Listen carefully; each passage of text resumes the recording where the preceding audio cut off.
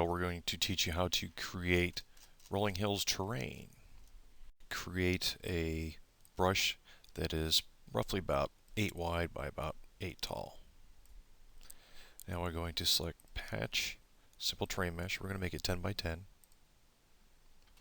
I'm going to zoom in a little bit. I want to line it up with the grid on the background. Check the ends, check the sides, bottom, and we're good there. Now we're going to go back to this grid 64, press the space bar, just slide it over. See how it snaps right to the other one? It's a little easier to do than doing it one by one. Now we're going to shift, left click, click all these, press the space bar, copy those, and voila. We have our entire terrain area. Change our grid back to 1. I was using 7 or 64, so I can align those a lot better. Now, I'm going to press Y. We're going to make sure our paint height is selected and uncheck the Allow Soft Selection of on unhighlighted patches. I'll show you what that does later, but for now we're just going to focus on the raising and lowering of this selection. The outer radius, I set mine about 176 if I'm doing large areas. The smaller you go, the smaller the circle. The larger you go, the bigger the circle. So keep it around 128, somewhere in there. Now, pressing the Alt key and using the right mouse button, just drag the mouse around. You can see the ground start slowly dropping down. And if you change your amplitude to say 1, it goes a little quicker, just amplifying it one times greater.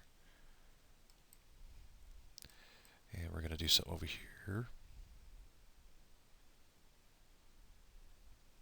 Okay. Now our next step is we're going to copy this entire selection. And we're going to Control Tab. I'm going to shift it down a little bit. Don't unselect it yet because we're going to change the texture of the ground. We're going to change it to dark. We're going to press Y again. And this is where we're going to raise the darkness out of it. Alt left click raises, Alt right click lowers. So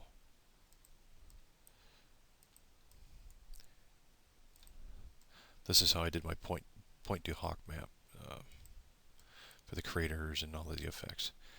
Okay. Now if we check this Allow Soft Selection of unhighlighted patches, what this is going to do, it's also going to lower the unselected patch on the bottom. Pressing the Alt key, see, it lowers both of them. So if you're really anal retentive on just doing certain patches, uncheck that button. Makes life a lot easier for you. Okay, now we got that all taken care of. Let's press Escape, and here's what our ground will look like. May not look too fantastic right now, but once I'm done adding a little skybox and a spawn and some values, and I'll run the map and show you what it looks like. Looks okay. Others, it's pretty neat looking. But this is the effects it actually has.